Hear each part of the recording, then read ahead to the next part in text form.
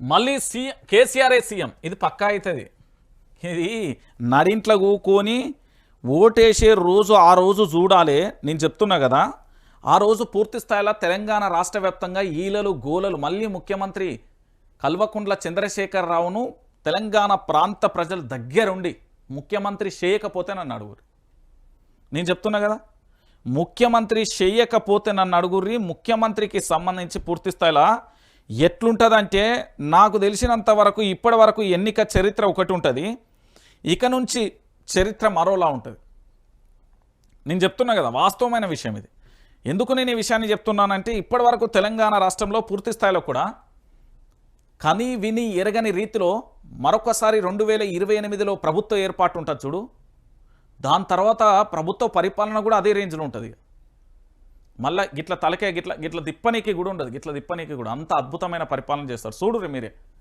మళ్ళీ కేసీఆర్ సీఎం 3 ఏళ్లలో తిరిగి అధికారంలోకి వస్తాం. ఆయన పాలనలో రాష్ట్రం నెంబర్ 1 కొట్లాడి తెలంగాణ సాధించిండు. శూన్యం నుంచి సునామీ సృష్టించిండు. పొజిషన్లో ఉన్నా అపోజిషన్లో ఉన్నా మాకు తెలంగాణే ఫస్ట్. రాష్ట్రంలో పెట్టుబడులు పెట్టండి. డలా ఆవిర్భావ వేడుకలలో కేటీఆర్ అంటూ కూడా నేను చెప్పలే. నేను చెప్తున్నా, మళ్ళీ గుర్తుపెట్టుకోరి. ఈ తెలంగాణలో ఇప్పుడు ఎవరైతే కన్నీళ్లు పడుతున్నారో, ఎవరైతే కేసులతో ఇబ్బంది పడుతున్నారు, ఎవరైతే అరెస్టులతో పడుతున్నారో, మిమ్మల్ని ఆ కంప్లైంట్ ఎవ్రీథింగ్ మంచిగా పేపర్లో రాసి పెట్టుకోరు. తర్వాత 2028లో వచ్చినాక డింగి చెక్క ఆట ఆడుకుందాం. మేము మంచిగా ఆడుకుందాం. మళ్ళీ ఎట్లా తెలుసా, క్రికెట్ గ్రౌండ్లో అన్ని 6లే ఉండాలి, ఇక 4లో ఉండదు.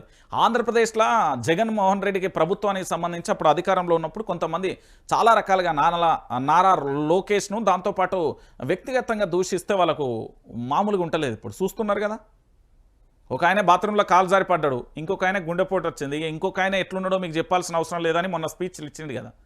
అంతకు డబల్ ఉండాలి మనం. నేను చెప్తున్నా కదా, తెలంగాణ ప్రాంత బిడ్డగా ఇక్కడ అవమానానికి అన్యాయాన్ని అన్నీ ఎదుర్కొన్నప్పుడు పగబట్టిన నామపాము కంటే దరిద్రంగా తయారని తప్పే ఉన్నది. ఏ తప్పు చేయకుండా అన్యాయంగా కుటుంబాన్ని విడదీసి కుటుంబాలలో చిచ్చు పెట్టి ఆర్థికంగా దెబ్బ కొట్టి దాంతోపాటు అనేక మందిని మానసికంగా వేధిస్తున్నప్పుడు మనం తప్పెందుకు చేయకూడదు? ఆలోచించుర్రి మీరే. నేను చెప్తున్నా కదా, ఏం రంది పడకుర్రి. మళ్ళీ కేసీఆర్ 3 ఏళ్లలో అధికారంలోకి వస్తాడు, ఖచ్చితంగా వస్తాడు. 6 100 అయినా 100 అయినా బీజేపీ ఎన్ని రకాలుగా ఏసాలు వేసినా, కాంగ్రెస్ ఎన్ని రకాలుగా ఆపసోపాలు పడ్డా కంట్రోల్ ఆల్ డిలేట్ తెలంగాణ ప్రాంత ప్రజలు. వచ్చేది బీఆర్ఎస్ ఖచ్చితంగా వస్తుంది.